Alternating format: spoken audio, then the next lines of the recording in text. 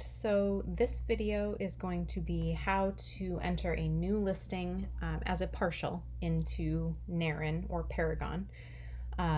So we enter something as a partial listing when we're getting it ready, but it's not quite ready to go live yet. So we typically, once we sign a new listing, we enter it in as a partial, and then it's going to sit there probably, for a few days or maybe even a couple of weeks, just depending on how long it is until our client is ready to go live.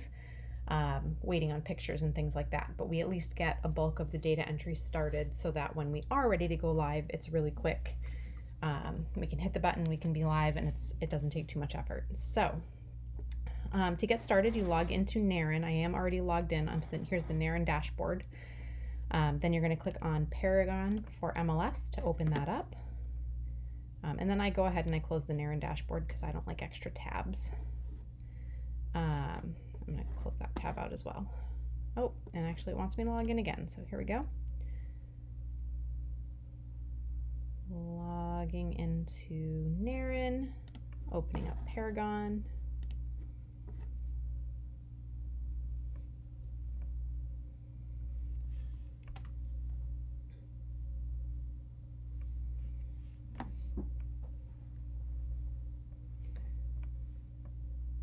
Righty, here we go. And then the first thing we're going to do, so we enter all of our listings under our ZRG Zoller Realty Group team ID. So you're going to go to Assume Identity. You're going to select the ZRG Zoller Realty Group, and then you're going to click Assume and hit OK. So this just ensures that the listing we're about to enter will be under that ZRG Zoller Realty Group MLS ID.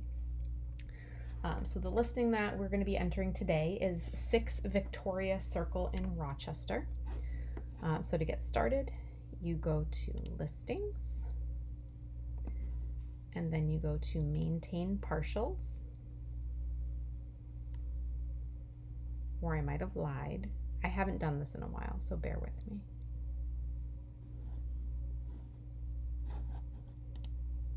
Oh my gosh, okay, so I lied. You go to Listings, and then you go to Add Listing, and it's residential. Maintain Partial is once it's already in there. So listings, you can see here, we're adding residential. If it was a different type of property, like a multi or land, or even commercial, we don't do that very often. But if it was any one of those, you would just select the correct listing type that you wanted to enter. So right now we're doing residential. That's going to be a vast majority of the properties that we deal with. So new residential. So one thing that I like to do, all of these expand, and I find that it's really annoying to expand them one at a time. So when I start, I click Open All, and then I just close them as I've gone through them to keep track. That's my personal preference, but that's what I do. So typically to start, I'll do tax autofill. This might give you some of the information. It might give you a lot of information depending on, comes from public record. That being said, I always still go through and I double check everything, because this is just relying on public records, and public records are not always accurate. So we're going to go through that. So this property is in New Hampshire, so we're going to do New Hampshire tax autofill. And then you put in the information. So this is asking for the county, and it's in Stratford County, but how you know that is you're going to go to .loop and get the information. We're doing 6 Victoria Circle in Rochester, so you can open up the loop.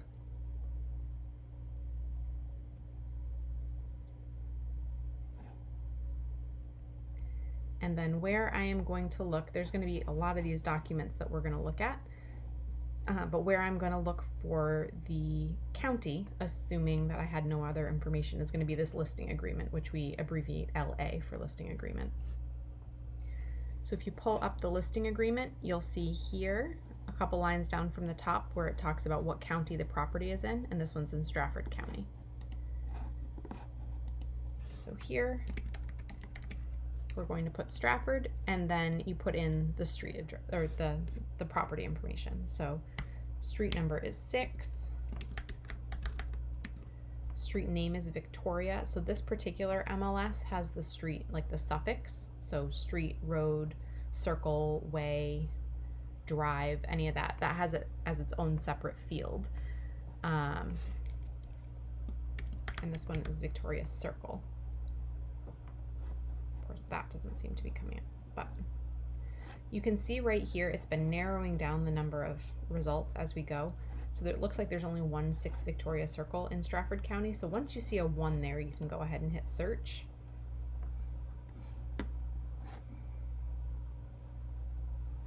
And this shows you the address. So 6 Victoria Circle in Rochester. That's the one we want. So we're going to check on this. And then you click on autofill. So this box comes up and it tells you what it autofilled. Like I said, we're going to go through and we're going to double check a lot of this, but that's what it's autofilled so far. So hit save. And again, I have all these different fields open just because for me, I find that it's easier when everything is open, and then I just close them as I go to keep track of what I've done. So for a partial, anything with this red R is required in order to be able to make the listing live. However, while it is as a partial, you're going to be able to leave some of these blank. So I go through the R's first, and honestly, we fill out as much information as we have on a property just because it looks better. So this pre-fills, this is based on the type of listing that we told that we were doing at the beginning, so it's residential. And the questions change, or the information that you have to fill out changes based on that. So again, most of our listings are going to be residential, but residential here, comp only, almost all of the time this is going to be no. A comp only means if we sold an off-market listing, for instance, we might enter it in as only a comp just so that we get credit for it in MLS, but it's already been sold. So most of the time that's going to be no. Listing status, this is where it's going to be active, under contract, closed, etc. Right now we actually are going to leave that blank because this is only going to be a partial. Once we're making it live, we're going to put active in there and save it, and that's kind of what makes it live, is changing that status. So for now we're done here. Now we're going to go to listing information. So this fills out automatically. MLS number, it says new listing. It's going to auto assign an MLS number once we make it live. Listed in other property type for now is going to be no for this particular listing. Sometimes we'll have a condo that for some reason we might be entering as a condo and residential, or like a condo and single family. Sometimes we might have a multifamily that we enter as a condo and, or actually maybe we have a multifamily that we're entering as commercial and a multi, something like that. In which case you put yes, and there's some additional questions to answer. But for this one, it's going to be no. Property type. So one thing, a lot of these have only certain values that you can put in. So when you see this little magnifying glass on the top, on the side, if you click on that, it will give you your options. So for this particular field, we can choose condo, mobile home, or single family. So we're going to pick single family because that's what this property is. And in order to find that, you can actually look right here on the list.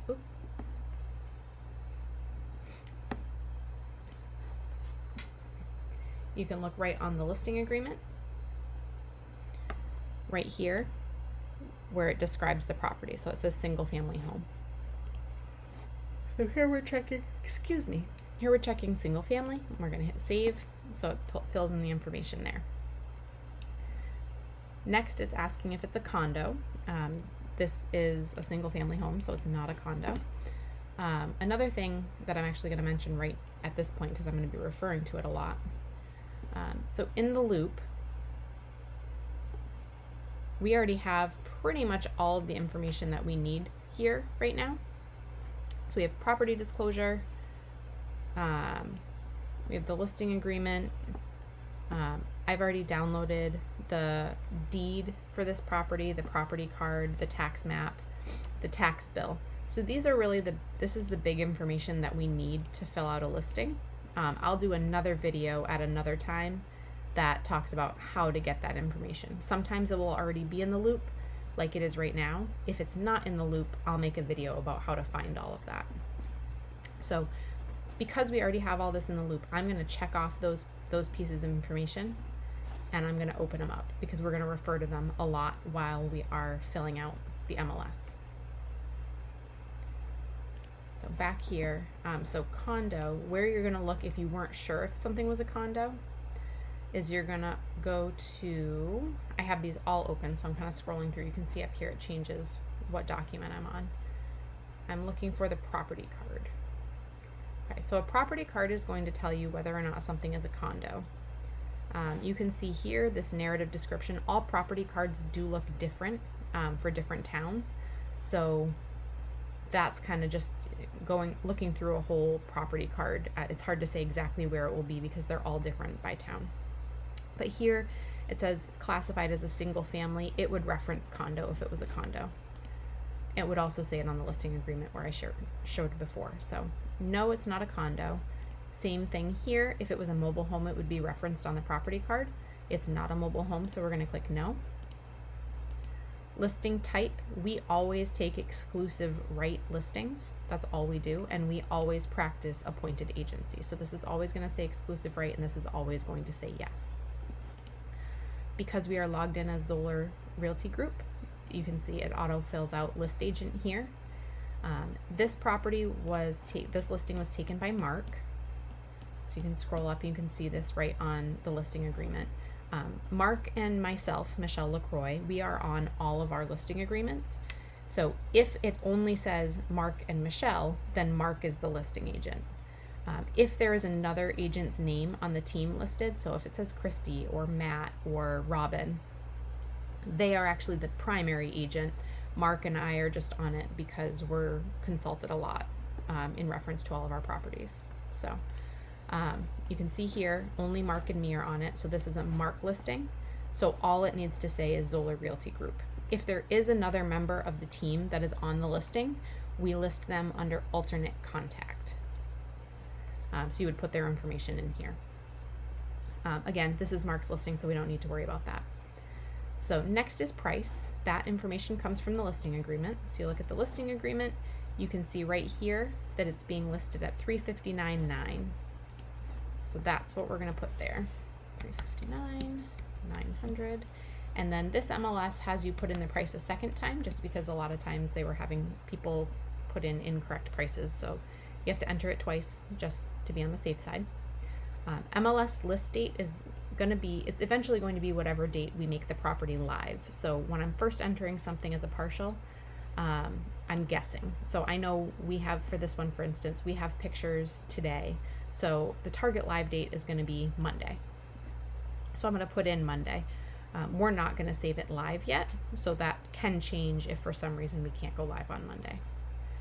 The expiration date is actually going to come off of the MLS, or I'm sorry, the listing agreement. So if you look here, it says the listing shall be in effect through May 30th of 2021. So that is our expiration date. So we can go ahead and add that.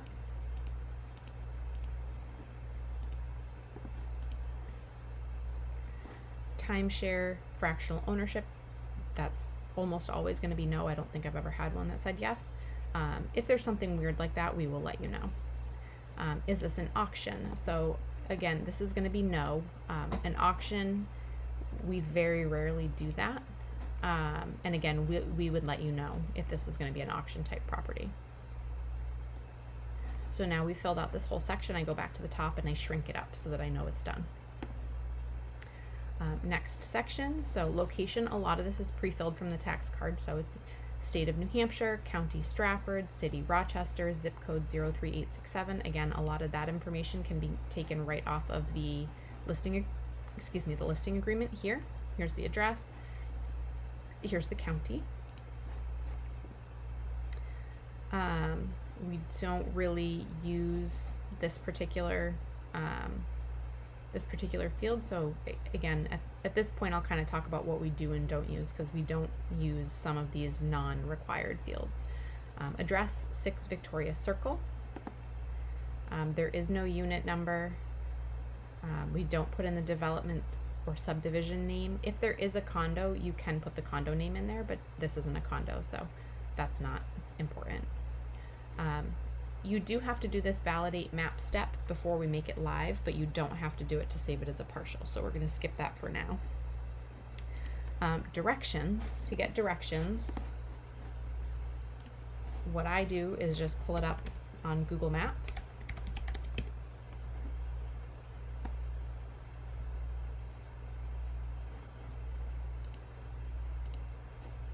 And I click on directions. And I typically do directions from Portsmouth, New Hampshire, because that's where our office is, and it's one of the larger towns in the area. So, oops. So I do from Portsmouth, New Hampshire to the property address.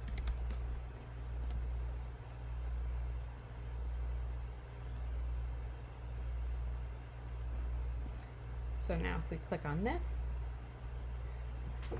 now I kind of summarize these, and I don't do the full amount of the directions. I'll look for a major road. So one of the big roads that you're going to reference in this area is going to be 16. So typically I'll look at Route 16, this NH 16, and I'll do the directions from there. So you can see it says follow NH 16 north to Old Dover Road in Rochester, and you're going to take exit 11.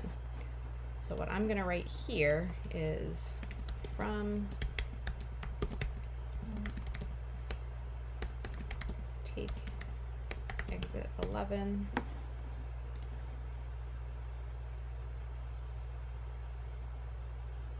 and then continue on Old Dover Road to drive to 6 Victoria Circle.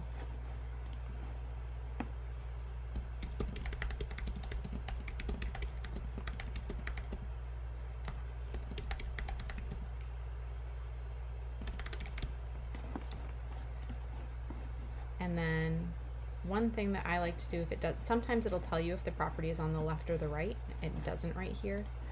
So I'm gonna zoom in and just see if I can tell what side of the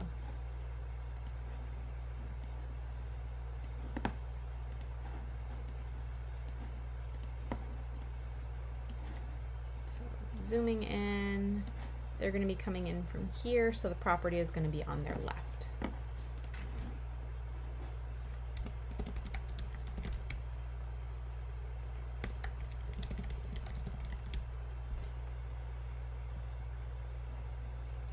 Okay. For area description, you can kind of look around if this is something that you're able to see from Google Maps.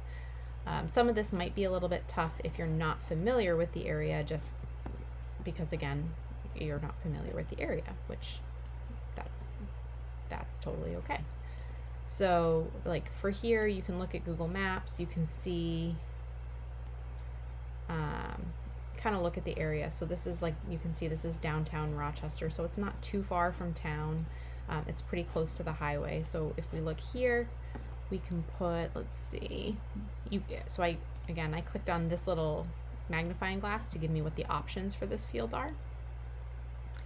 So you can say, let's see,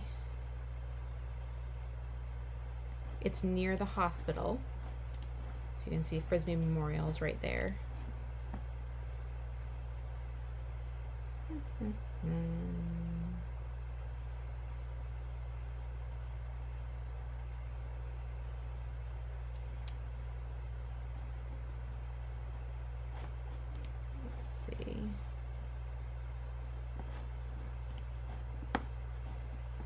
And I'm gonna call this suburban. I like to have some information there. I want to try and zoom in and see if we can tell if that's in a neighborhood. I can't really tell if this is in a neighborhood, so I'm not gonna check that off. So here we're gonna hit save. Zoning comes from the tax card. So we're gonna go back here, or the property card, tax card, those are interchangeable terms for the same thing. So here we go. It should be somewhere on the tax card. Here it is. So it says parcel zoning is R1. Again, we're double checking it. It should have pulled it from that, so it should match, but I like to double check. So zoning is R1. School is, this might be another one that will be a little bit tough if you're not familiar with the area. You can start typing in. So this is, for instance, this is Rochester School District, and I know that. Rochester happens to be a town that has a bunch. We do a lot in Rochester, so this is good information. But Rochester has 3 different elementary schools, and I honestly don't know which one goes, like what part of town goes to which school. So in Rochester, we leave elementary school blank, but there is only one middle school in Rochester, which is Rochester Middle School. And then there's only one high school, which is Spalding. So anyone who lives in Rochester, those are going to be the schools they go to. So now this section is finished and we can close location. Now we're on tax and public records. So this is deed recorded type. So the deed is another piece of data or another document that we already had. So we can pull it up, and typically at the top of a deed it will tell you what type of deed it is. So this is a warranty deed. So you go in here and you select warranty, and then it wants the book and the page. So for book and page, you're going to look for something like this. So it says book 3255 and page 0490.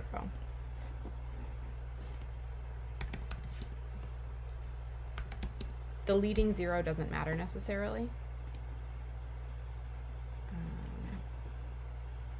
So you can leave that off and just put in the 490.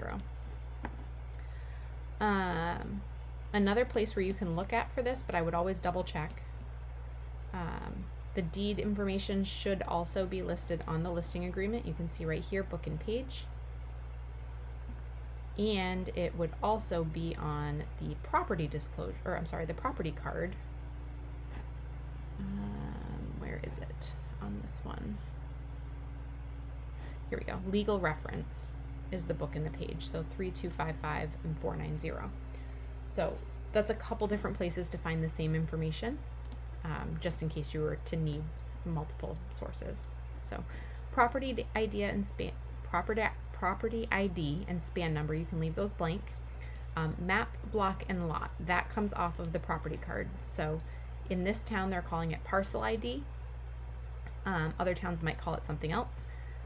This is map, block, and lot. So map is going to be the first number, so it's map 140.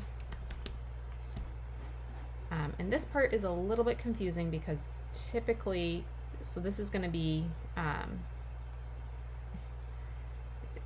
it's in reverse order. So this is actually the lot number, 38, and then the block number is 0.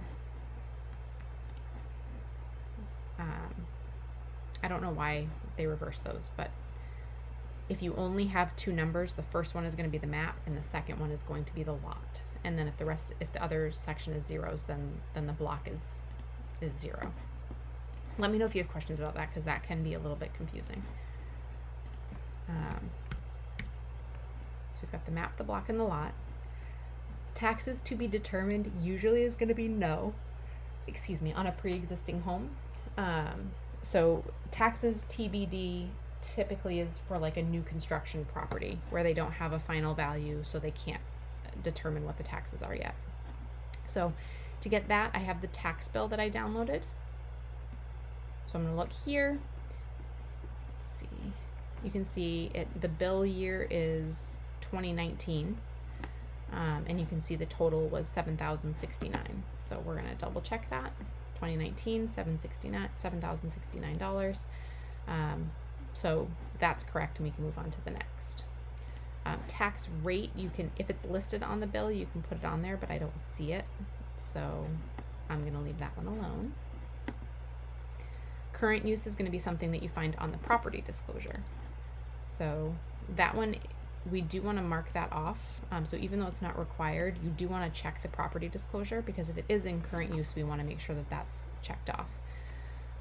So the place you're going to find that is, again, on the property disclosure, and it's right here, 9F. Is any part of this property in current use? It says no. So that's just, it's a tax status that can have some financial implications. So that's why we want to check that for sure. So current use, no. Land gains you can ignore. Assessment amount, again, comes from the property card. So we're going to go back here. And, oh, here we go. Right here, current property assessment, you're going to look at the total value, $283,900. Oh, sorry. And does it say the year?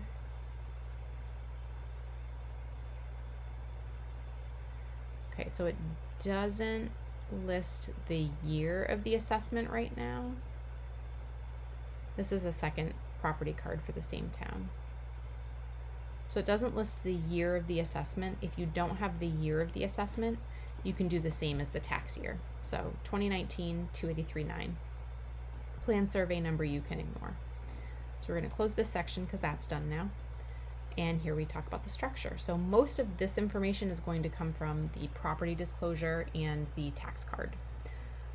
So construction status, pre-construction, new construction, or existing. So pre-construction is going to be if it's in the process of being built and not completed yet. New construction is going to be if it just was completed, but nobody has lived in it yet. And then existing is going to be anything that is already been lived in and already built. So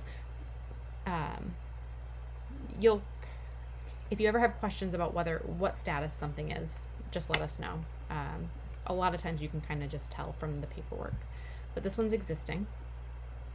Year built, this says 1988, so we're just going to double check that right here. Year built 1988 on the property card. Color, so you won't always be able to tell this. Does it list it on the property card? Some property cards will have a color. It does not look like this one does.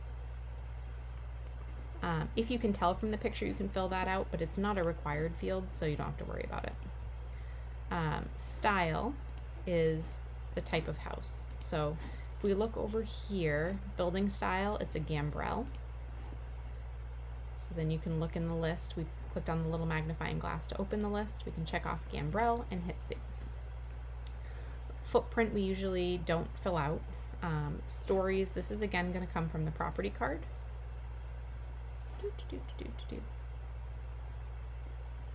Or this property card doesn't say it. So if the property card doesn't say it, you can usually tell by looking at a house. So you can see here, there's one story here, there's a second story here, and that's how you know it's a two-story building. Square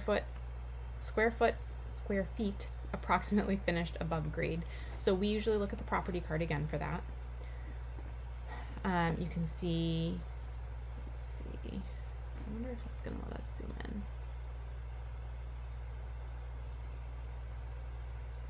Okay, so this is a better representation, but you can see here the finished building area is 2016. So typically that is only going to include above grade square footage. So if you're ever not sure or it doesn't seem right, you can always do the math here. So you can see this house is 36 feet by 28 feet. So if we do the math on that, that comes out to a footprint of 1,008 feet, and it's 2 stories. So it would be that times 2, and that's how you get the 2016 finished above grade. So that you can double check it that way if you need to. So once you put in a number there, it's going to tell you where you got the number. So we got this from public record, so municipal. Unfinished above grade, because everything we see is finished here, we're going to put 0 there. And if it's 0, it doesn't make you give a source. Finished below grade, to the best of my knowledge, I'm trying to think of it, see if it says this anywhere. To the best of my knowledge, the basement is unfinished. Oh, excuse me. It typically should reference if there's a finished basement. I say should because town records are not always the best. You can also look. Yeah, I don't see anything about it being finished. I believe it is unfinished, so we're going to put 0 there. So unfinished below grade, you can see that.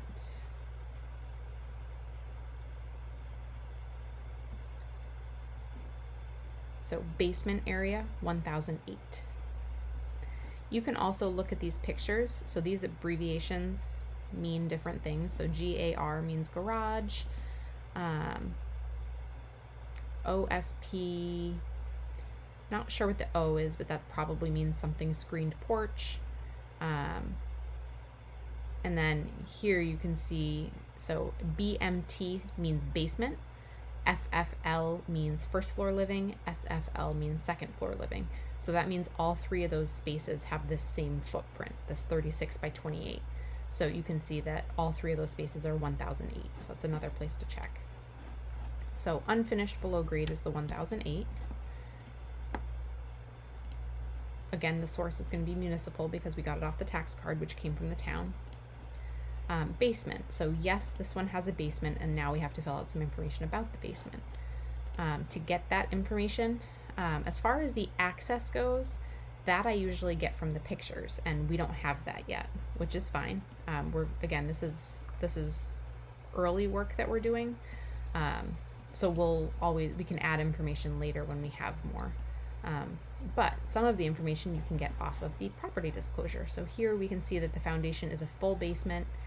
It's made with concrete, and it's never had any moisture or leakage in it. So here, yes, it has a basement. We're not sure of the access type yet because I haven't seen the pictures, but we can put in the description, click on this little card.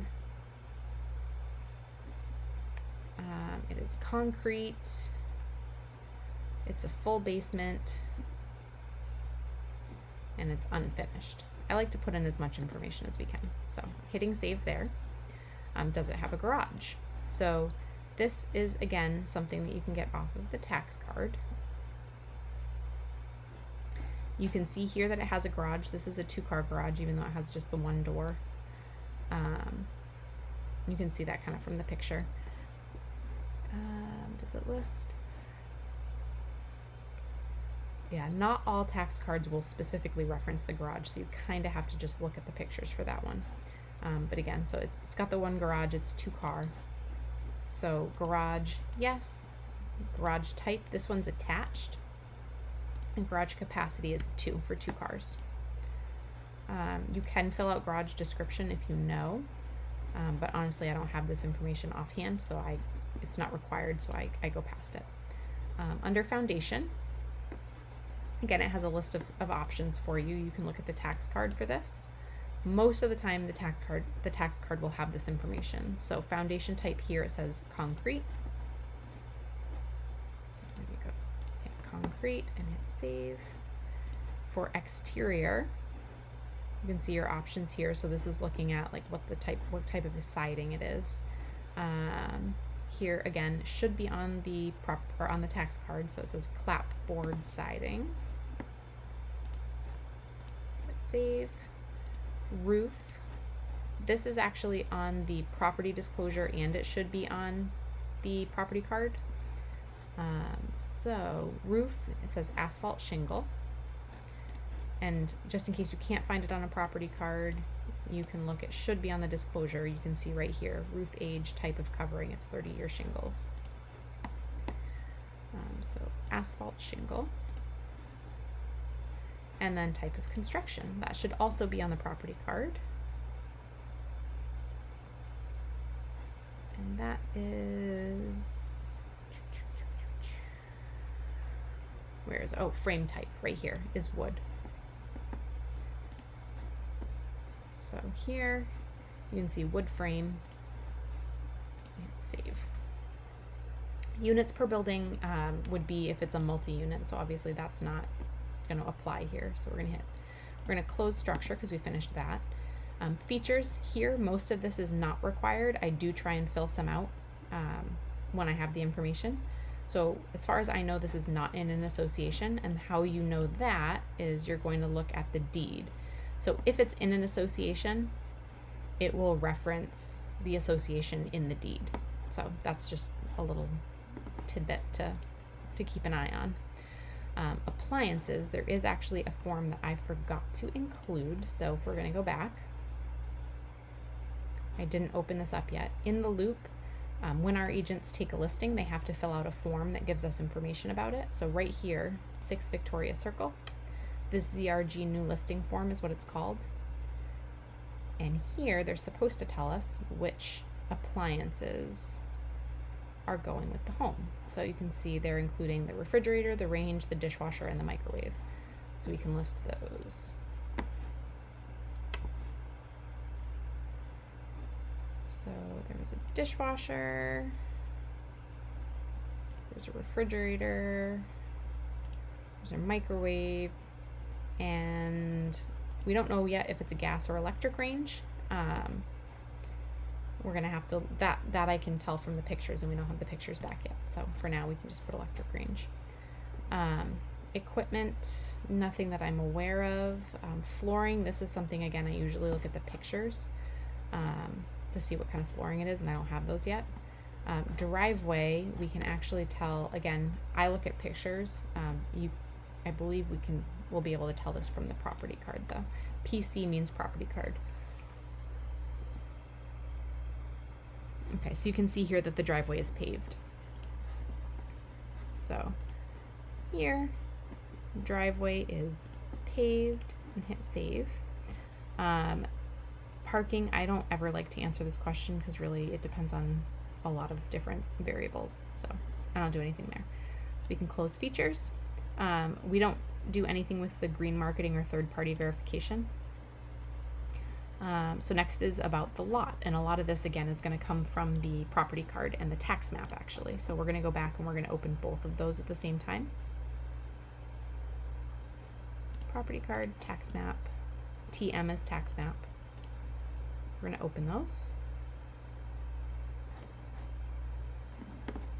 Okay. So lot size, that is again something that we verify from the property card. You gotta scroll down because again, every town is different, so you might find it in different spots every time. So you just kind of gotta look for it. And I say that and I can't find it. Oh, here we go. Acres, 0.91. So we've got the 0.91 acres there. Lot description, this one can be kind of tough without pictures again. I do try and look at the picture, or look at, the picture that we get from the tax or from the town, which isn't always great. But to me, this looks pretty level, but then there's a lot of trees back there. So I'm going to pick level, and I'm going to pick wooded. Hit save. Road frontage actually comes from the tax map. So here on the tax map, we can see that the lot is highlighted. And the road frontage is these measurements that go along the road. So we have to add those numbers up. So 52 feet plus 31.25 plus 35.26 plus 83.45. So this house has 201.96 feet of road frontage. You can't put in decimals. So we're gonna hit, yes, it has road frontage, and I'm just gonna round that up to 202 feet. Right of way, so this is gonna be if there's a right of way referenced in the deed. There is not. You could go back and look at the deed if to check, but there's not a right of way on this property. I already looked. So we can skip those. This one does not have any water access or water views. So we can skip that. Oh, excuse me. The place that you would check that is, again, if there was water, you would see it somewhere on the tax map, and you'd be able to see like what the water frontage was, just the same that we did the road frontage. Roads. So this one you might have a little bit of trouble establishing, again, if you're not as familiar with the area. Might be on the property disclosure, so we're going to check that really quick. This is asking whether or not it's a public road or a private road. And I believe on page 3 it might ask about that.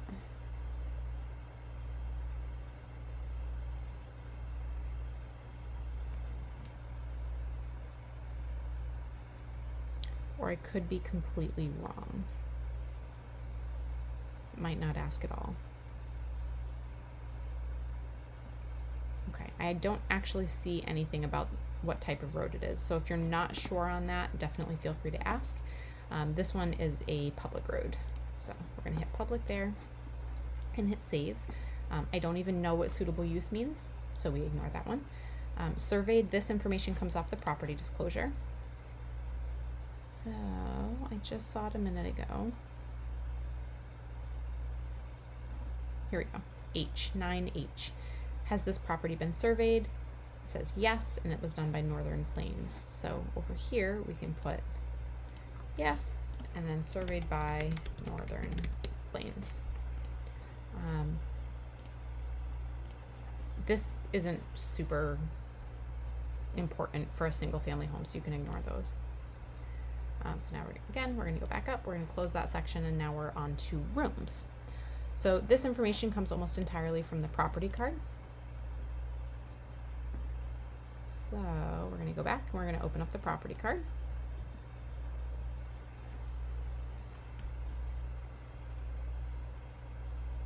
Okay, so you can see here, oh, and here it also talks about the acres that I couldn't find earlier.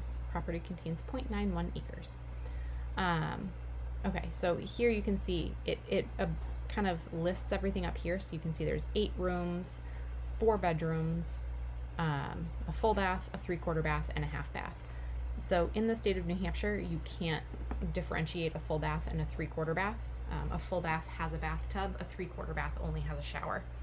So that's kind of the difference. But in NEREN, you can't actually specify 3/4 or a full bath. So if it has a 3/4 bath, we count that as a second full bath. So this one will have 2.5 bathrooms and 4 bedrooms. So here, oh, I lied. Actually, there's 3/4 bath. Okay, that might have been a change, or I might just have lied. So we have 8 rooms total, which is what the property disclosure said. The property card. We have 4 bedrooms. This has it as 2 full bathrooms. We're gonna change that to 1 and 1, just because I like to be accurate. And half bath, I honestly don't even know what a 1/4 bath is. I don't know if that's just like a sink or just a toilet. I'm not actually 100% sure on that. A half bath means a sink and a toilet. A 3/4 bath is a sink, a toilet, and a shower, and a full bath is a sink, toilet, shower, and a bathtub. So we're gonna put 0 here. We don't typically go in and do like what room is on what level. So this is really all you need to do for the room section. So now we can close that. Next is services, and there are 2 different places you're gonna get this information. This is going to come primarily, well actually 3, we're gonna do 3. Or I'm gonna show you 3 rather. So this is gonna come primarily, this is an old property disclosure that we can archive. I like to keep things nice and neat, so I like to archive stuff that we don't actually need. This is the one that our client filled out, so this is the one that we want to keep. Okay. So we're gonna look at the property disclosure, we're going to look at the property card, and we're going to look at this utility sheet that our client filled out. If our client filled it out. The agents don't always ask them to, so we'll see. All right, so this is looking for the type of heating system. So again, you can see the different options by clicking on that magnifying glass. We're gonna go on the property card, and it is on section 2 or page 3, I believe, that talks about the heating system. All right, here we go. Heating system age, so it's 14 years old, and you can see it's forced hot water and it's oil fuel. So here we go over here. Forced hot water is for some reason not an option. So you just have to, when it says forced hot water, you just have to click hot water. I honestly don't know why. So hot water is the heating. Heat fuel is the next one, and that property disclosure told us it was oil. So we can do that. Another place to check is sometimes, not all the time, but sometimes property disclosures will have that information. So you can see forced hot water, fuel, oil there. This tells you about air conditioning, which is going to be one of the upcoming questions. Water heater, that information, if it's going to be anywhere, it's going to be on the property disclosure. So you can see here 9O is domestic hot water. It's a tankless hot water heater. So you can go here and hit tankless. And then under cooling was that spot where I mentioned on the property card where it said 0% air conditioning. Right here, so it does not have air, it doesn't have any cooling. So we're gonna put none there. Water and sewer, this is referring to whether or not it is public or private. So here we go. The water supply here is marked as public, and the sewage system is actually private. So here we're gonna put water is public and sewer is private. And I'm doing this by clicking on the little magnifying glass so that you can kind of see the different options. Once you're familiar with the options, or if you're just going in to type an option that you know is there, like public or private, I'm gonna take that out real quick, you can actually just type it in and it'll come up. If you ever need to remove something, I just did that without saying anything, but if you ever need to remove something, you can see a very faint little X right there. If you click on the X, it'll delete whatever you put in there. You can also just hit the backspace key. Electric here, this comes off of the property disclosure, and it is on page 3. What page are we on? There we go. Page 3, so it's 9P. You can see it's a 200 amp system and it's circuit breakers. So we're gonna go here. We're gonna check off 200 amp and circuit breakers, save. And then under utilities, we're gonna hit, this is a newer feature that they added. I don't really like it, but it's required. So what we do here is we typically will go in and we put high-speed internet available.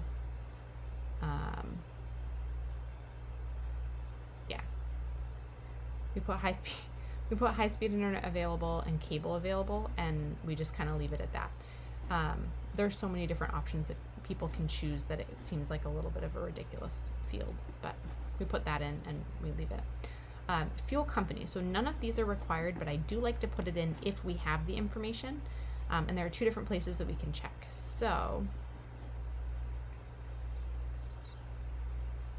sometimes they will put it on the property disclosure, but I don't see it here. So the other place is going to be that utility form that I mentioned, and you can see that the client has already filled this out. So we can see that their electricity is through Eversource. So we can put Eversource there. Their fuel company is Fielding's Oil.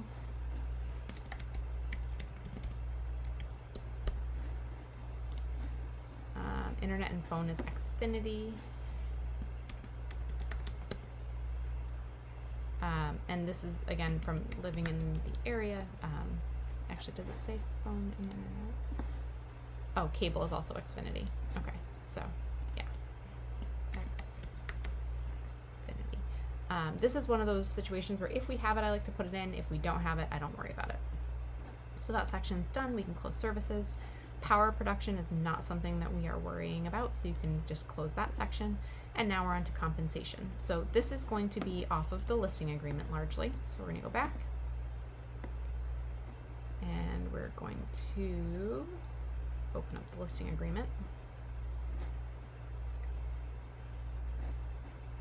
Okay, so here, for our team, we always here put compensation based on the net sales price. We sometimes compensate on the gross, but this always gives us the freedom to compensate based on the net if that becomes what we end up needing to do. So net sales price, we do not practice sub-agency, so this stays blank. Under buyer agency, we are always going to write 2, and then type, it makes you put in $sign or percent. It's going to be 2%. Same with non-agency facilitator, we always put in 2 into MLS and we do percent. We usually actually pay out more than the 2%. However, if we were to work with a really terrible agent, the minimum that we can pay is what we put into MLS. So we like to give ourselves a little bit of freedom. No one ever complains if we pay them more than we put in MLS, but if we pay them less than, we can't pay them less than what's in MLS. So we put in the 2% just to protect ourselves in case we work with a terrible agent who really just doesn't do anything. So that always puts, that's how we do that. So now we can close the compensation section. Next is remarks and disclosures. So listing service, we always do full service. This is not a short sale, and again, that is something that you would have to get from the listing agent or myself. Same as bank foreclosed REO. You'll have a foreclosure deed actually. If it's a foreclosed property, the type of deed will be foreclosure. So you should know from that, but in this case it's no. Rehab needed, you can skip. Variable commission is no here. How you're going to know that is on the listing agreement. If there's a variable commission, it will be listed in the additional provisions. It will say something like, if Mark Zoller has the buyer, Mark Zoller or someone from the Zoller Realty Group has the buyer, the commission will be reduced to 5%. That's an example, but that would be a variable commission. So you'll see something in additional provisions. We don't do them very often. Covenants is again going to be something I mentioned earlier. It would be referenced in the deed, and it's always worded slightly differently, but it'll essentially say that the deed is subject to, the association bylaws recorded at book whatever, page whatever, in whatever Stratford, the Stratford County Registry of Deeds. That's just an example. You'll see it in the deed. It should actually be on the property disclosure as well. There's a question on page 3 about whether or not the property is subject to any covenants, rights of way, easements, etc. So it should be referenced there, but you can always double check it on the deed. This property is a no. I've already checked. Easements right here, again, it will be on the deed or the property disclosure. Documents available, you can skip. Then we're going on to seasonal. This is not a seasonal property. It should be referenced on the property disclosure if it is. Flood zone. So this one, I said this was all going to be on the listing agreement, and I lied. We're going to go open the property disclosure. This is all on page 3. Page 3 has lots of important information on it. So right here you can see, is this property subject to liens, encroachments, easements, rights of way, leases, restrictive covenants, etc. So that is where you're going to find the information about the covenants, about the easements that we just looked at. For flood zone, right here, 9G, is this property located in a federally designated flood zone? It says no. So we're going to put no. You can skip all these sections. If it does have an association and there's a fee, there's a separate document that we would need to get filled out for you, and that's where this information would come from. So that we can go through. This right here, items excluded. So this is going to be an important one to look at. It's not common, but it is still important to check every time. You're going to look at the listing agreement. And this is so when someone's viewing a property, and they make an offer, the property has to be sold in the exact condition that they saw it in. So a fixture, and all fixtures go with the sale of the property. And the way to define a fixture is, if you were to turn a house upside down and it stays attached to the house, it's a fixture, and it has to stay when the house sells. So that includes things like the most common example that I use is like a chandelier. So maybe there was a family heirloom chandelier that they had hung up. That would have to go with the sale of the house unless they specify that it's being excluded. So where you're going to find that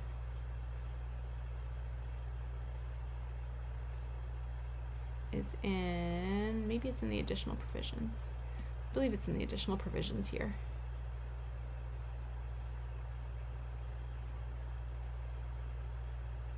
Yeah, okay.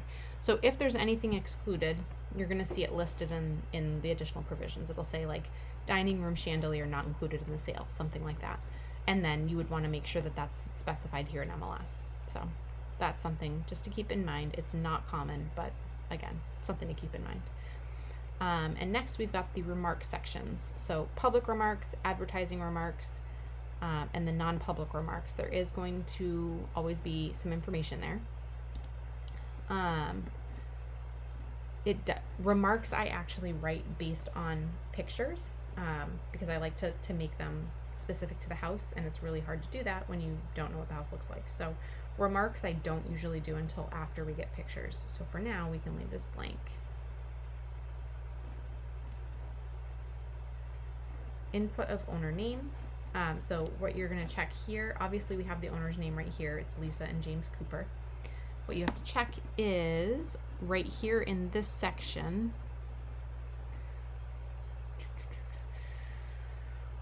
seller's name may be submitted to any electronic database or MLS. So if this says yes, then you're going over here. Input of owner's name, I have written permission to submit name, and we always just do their last name. We never ever do a phone number. Delayed showings, this one is going to be no. We will let you know if there's going to be delayed showings. And then for showing instructions, we always do showing time. That's what we use for our showing instructions. So, showing time. And then you also right here have to select showing time, otherwise it gets funky later. So you do that. Now that section is done. Virtual tours, we are not doing them right now, so that's going to be no. And then all of these we want to say yes. And then I don't remember.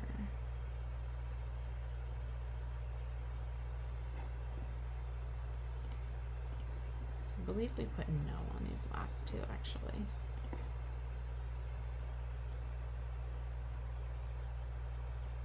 Yeah, we're gonna hit no there. But everything else is yes, just the last two are no.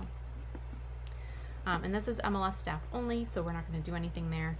So that is, we've entered the partial, and now we're going to hit save, and here's where you're going to hit save as partial listing. And you hit finish. The last thing that we do on a partial is we get the paperwork ready. We get the documents uploaded. So really all we're going to have to do is write the description, upload the photos once we get them. So to get the paperwork, it's going to come from .loop. We also like to add a document. I don't think I have it on my computer right now, so I'm going to have to download it from Drive. I can share these.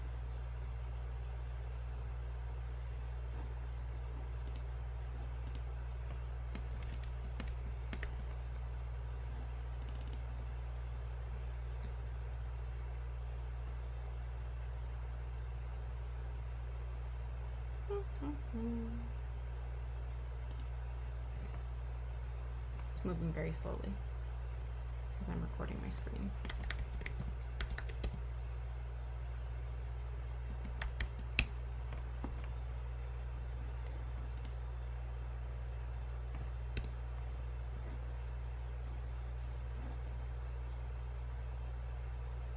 Oh my goodness, so slow.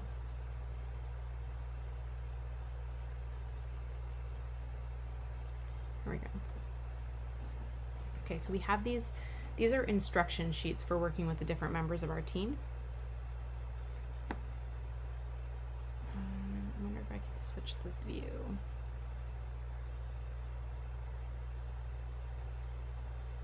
Okay, so we need the one for working with Mark.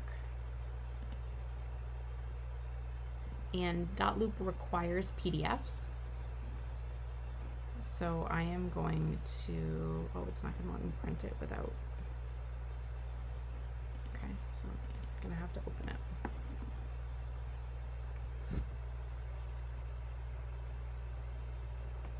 And actually, I will update it. We parted ways with Becky, our old listing coordinator, recently. So actually, while I'm in here, I will update it.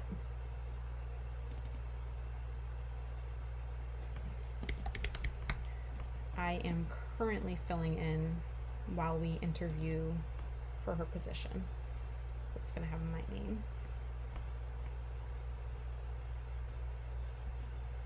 Maybe.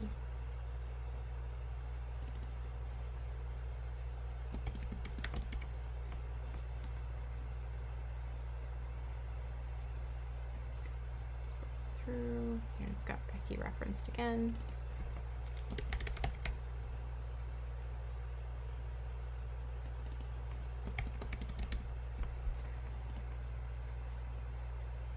It tells them basically how we work so that they send information to the right places. So now we've got that. I'm going to download it as a PDF.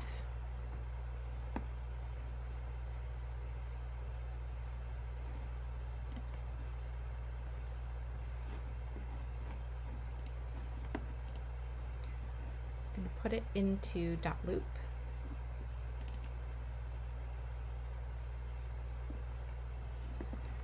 And now I'm going to check off the things that we want to upload to MLS. So we always upload that instruction sheet, and then we upload the property disclosure. If there was a lead paint disclosure, there's not on this home, but if there was, we would upload the lead paint disclosure. We include the deed, the property card, the tax map, and the tax bill, and I actually like to include the utility sheet if we have it, because that way they don't have to ask us for it later. So here, now we can just hit download, and .loop will download it all as one document for us, which is really nice. So I'm going to go here. So here it downloaded as multiple documents. I'm going to name it listing packet.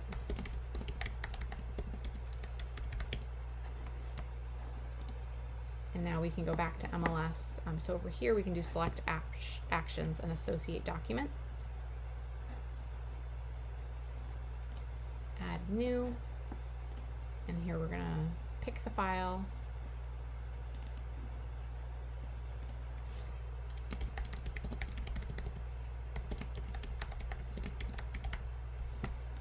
Document type, listing packet I believe is an option.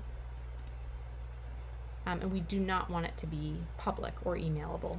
That's because we have the some team contact information and our logo on it, so it's not allowed to be public per MLS rules. So we add that, and that is everything for now. So that is how you add a partial listing. I will do another video when we go to make this live, just so I can kind of talk through how I do set up pictures and writing the description.